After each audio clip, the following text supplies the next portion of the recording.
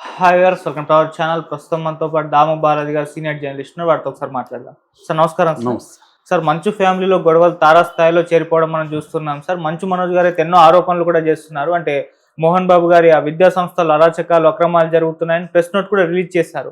అయితే దీన్ని ఎంక్వైరీ చేయడానికి కొంతమంది జర్నలిస్టులు కూడా విద్యా సంస్థలకు వెళ్తే అక్కడ వాళ్ళపైన కూడా అటాక్ జరిగిందని చెప్తున్నారు. మరి అసలు అక్కడ విద్యా సంస్థలో ఏం జరుగుతుంది, మంచు మనోజ్ గారు ఏం చెప్తున్నారు, దీనిపైన మీ ఒపీనియన్? మోహన్ బాబు మనోజ్ మీద కేసు పెట్టాడు. మనోజ్ మీద వాళ్ళ భార్య మౌనికా రెడ్డి మీద ఇద్దరి మీద కూడా రాచకొండ సిపికి కంప్లైంట్ ఇచ్చాడు. ఆ కంప్లైంట్ మొత్తం నేను కూడా చదివాను. అందులో ప్రధానంగా ఆయన చేసిన ఆరోపణలు ఏంటంటే, ఆదివారం మార్నింగు ఎవరెవరో కొత్త వ్యక్తులంతా మా ఇంటికి వచ్చారు. చూస్తే వాళ్ళు దాడి చేయడానికి వచ్చినట్టుగా అర్థమైంది. ఆ తర్వాత కాసేపు తర్వాత మాదాపూర్ లో ఉన్న నా ఆఫీసు ఇంటి నుంచి నాకు కాల్స్ వచ్చాయి. ఎవరో ఆగంతుకులు ఒక 30 మంది వచ్చి వాళ్ళందరినీ బెదిరించి బయటికి పంపించేసి ఆ ఇంటిని ఆఫీసుని స్వాధీనం చేసుకున్నారు. వాళ్ళు మనోజ్ మౌనిక మనుషులు అనేది నాకు అర్థమైంది. సో వీళ్ళిద్దరి నుంచి నాకు ప్రాణహాని ఉంది. తర్వాత నా ఆస్తులు వాళ్ళు ఆక్యుపై చేసుకున్నారు. సో వాళ్ళ దగ్గర నుంచి ఆస్తులను విడిపించండి, నాకు సెక్యూరిటీ కల్పించండి, వాళ్ళ మీద లీగల్గా చర్యలు తీసుకోండి అనేది ఈయన ప్రధానంగా కోరిన కోరిక. దాని తర్వాత మనోజ్ మీద మౌనిక మీద ఎఫ్ఐఆర్ నమోదైంది పహాడీ షహర్ పోలీస్. ఎందుకంటే ఇది జల్పల్లి మంచు టౌన్ అని పేరు పెట్టుకున్నారు వాళ్ళ ఫామ్ హౌస్ కి. సో ఆ మంచు టౌన్ దగ్గర ఉన్న జల్పల్లి అనేది పహాడీ షరీఫ్ పోలీస్ స్టేషన్ లో పరిధిలో ఉంటది కాబట్టి అక్కడ కేసు నమోదైంది. వీళ్ళ మీద క్రిమినల్ ఇంటిమిడేషన్, తర్వాత వాలంటరీలాగా హర్ట్ చేయడానికి ట్రై చేయడం, తర్వాత క్రిమినల్ ట్రెస్పాస్ అంటారు. ఈ 3 రకాల అభియోగాలు ఉన్నాయి. అరెస్ట్ చేసే అవకాశం ఉంది. రెండో వైపు మనోజ్ కూడా కేసు పెట్టాడు, కంప్లైంట్ ఇచ్చాడు, స్టేట్మెంట్ కూడా రికార్డు చేశారు పహాడీశ్వర్ పోలీస్ స్టేషన్లో. సిఐ గురవారెడ్డి కూడా మీడియాకి చెప్పాడు. అయితే ఎప్పుడైతే వీళ్ళ నాన్న డీటెయిల్గా ఈ సిపి కంప్లైంట్ ఇచ్చాడు కమిషనర్ ఆఫ్ పోలీస్కి, తను కూడా మనోజ్ కూడా ఒక ప్రెస్ నోట్ రిలీజ్ చేశాడు. 2 పేజీల ప్రెస్ నోట్ రిలీజ్ చేశాడు. అందులో క్లియర్గా వాళ్ళ నాన్న తన మీద చేసిన ఆరోపణలన్నీ తప్పు అనేది, నేను ఇప్పటి వరకు ఆస్తులు ఎక్కడా కూడా డిమాండ్ చేయలేదు, డిమాండ్ చేశానని నిరూపించండి, ఆస్తులు వాటి అడగలేదు, నేనే నా టైంని నా దీన్నంతా కూడా శ్రమని మా నాన్న కోసం విష్ణు కోసమే, వాళ్ళ సినిమాల కోసం వీడియోల కోసమే పనిచేశాను, ఒక పైసా తీసుకోలేదు.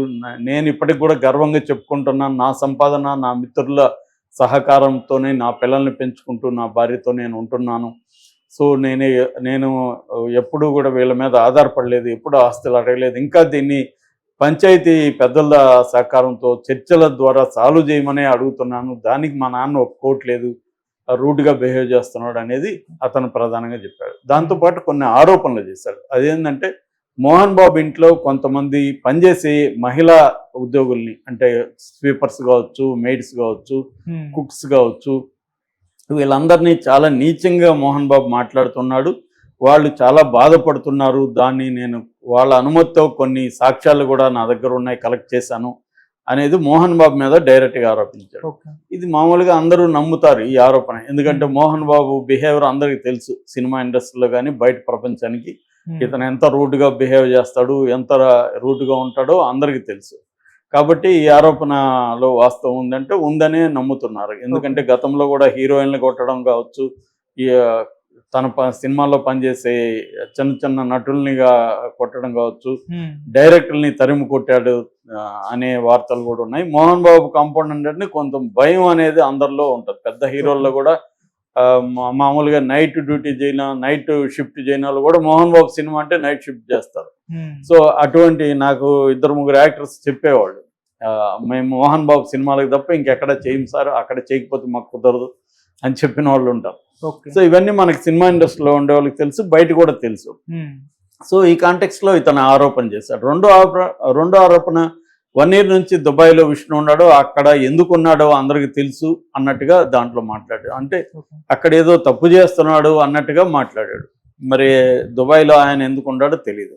నిజానికి ఆయన ఎందుకు ఉండాలో మనకి చెప్పాల్సిన అవసరం ఏం లేదు.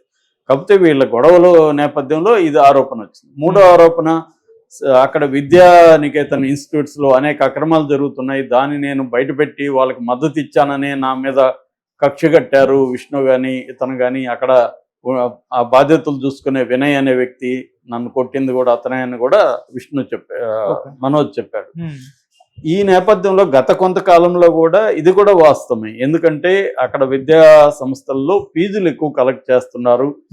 మధ్యాహ్నం భోజనం కంపల్సరిగా అక్కడే తినాలని రూల్ పెట్టి ఆ భోజనానికి డబ్బులు వసూలు చేస్తున్నారు. ఆ భోజనం కూడా వీళ్ళు తీసుకునే డబ్బులకి సరిపోయేట్టుగా లేదు. ఇళ్లలో నుంచి తీసుకుపోవడానికి అలౌ చేయట్లేదు. రకరకాల ఫీజుల పేరుతో విపరీతంగా వసూలు చేస్తున్నారు అని అక్కడ కొంతమంది పేరెంట్స్ కూడా గతంలో కంప్లైంట్లు ఇచ్చారు. అవన్నీ వార్తలు వచ్చాయి. సో అప్పుడు కూడా మంచు మనోజ్ కూడా ట్వీట్ చేశాడు వాళ్ళకి మద్దతుగా. అప్పుడు దాన్ని వీళ్ళంతా వ్యతిరేకించారు. అదేంతా ఏమి లేదని వీళ్ళు బుకాయించారు. కానీ అక్కడ పేరెంట్స్ అయితే కంప్లైంట్లు ఉన్నాయి. వీళ్ళ ఇన్స్టిట్యూట్స్ లో ఫీజులు ఎక్కువ అన్న కంప్లైంట్స్ అయితే ఉన్నాయి.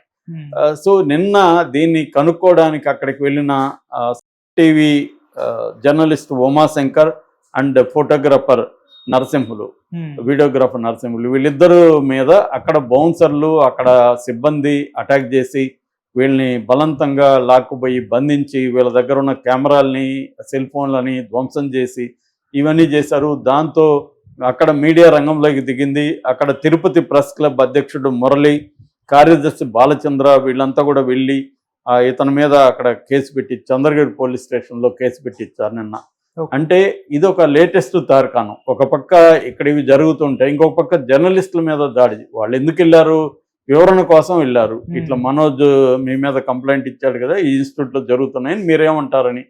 సో మేమేమంటామంటే అనేదన్నా చెప్పాలా, లేకపోతే సైలెంట్గా ఉండాలి. దాడులు చేయడం ఏంటి? సో ఇది ఇంకా మోహన్ బాబు ఇమేజ్ని బ్యాడ్ చేస్తుంది.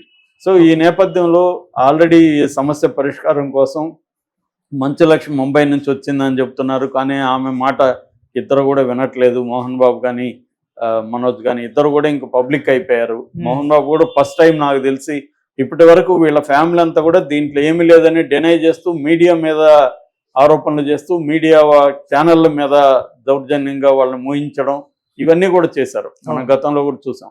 కానీ ఇవాళ ఏమైంది? మీడియాది కరెక్ట్ అని తేలింది కదా. మీడియాది ఏమీ అబద్ధాలు చెప్పట్లేదు. మీడియా ఈ సమస్యలు ఉన్నాయి. సమస్యలు మీరు సెలబ్రిటీ ఫ్యామిలీ కాబట్టి మీ మీద మామూలు ఫ్యామిలీల మీద మీడియా డిస్కస్ చేయదు.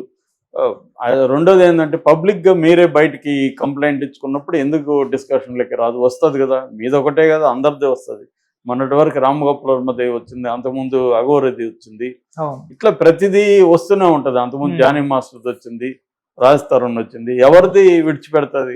ఎవరిది విడిచిపెడుతుంది? జగన్ షర్మిలాది ఎంత ఘోరంగా ఇదైందో చూసాం మనం.